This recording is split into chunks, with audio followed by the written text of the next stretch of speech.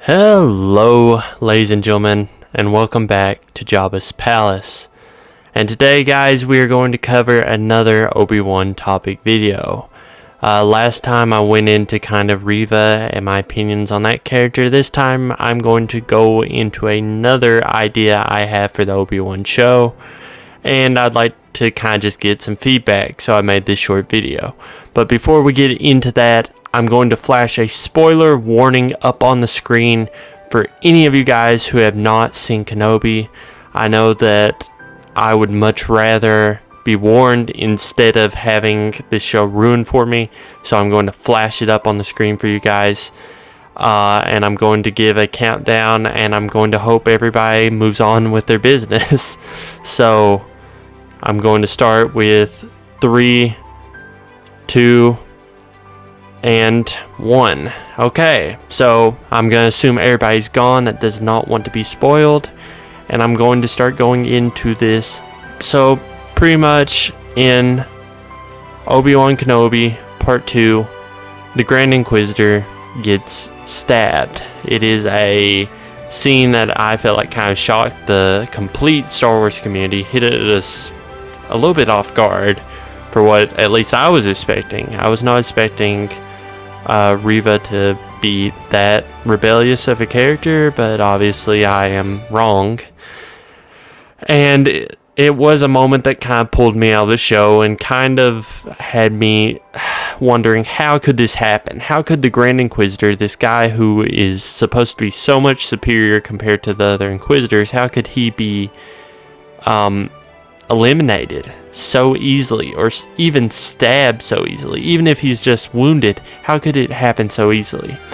And I kept coming to this idea that I kind of thought, maybe this is not the Grand Inquisitor we see in Rebels. Now, I know it's far-fetched, and what are the odds that 2 Grand Inquisitors would be the same species?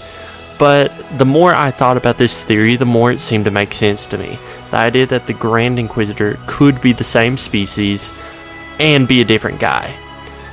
So in Star Wars Rebels, we obviously find out that the Grand Inquisitor was a temple guard. And temple guards were pretty much all over the temple. They were tasked with defending the temple, looking after the temple, making sure that any unwanted visitors could be removed.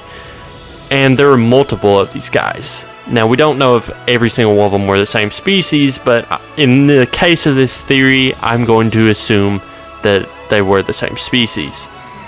So, what if the Grand Inquisitor we see in Kenobi is a completely separate Grand Inquisitor, and that would explain why his looks look so different from Rebels?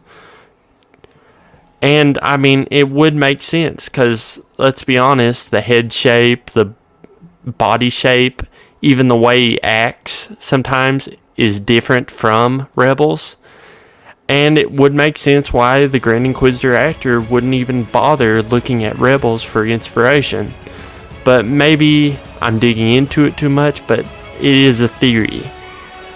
And not to mention the idea that all these Temple Guard members, I mean, what are the odds that all of them would have stayed loyal to the Jedi? Obviously, the Grand Inquisitor in Rebels betrayed the Jedi and decided to become one of the Inquisitors and eventually the top Inquisitor.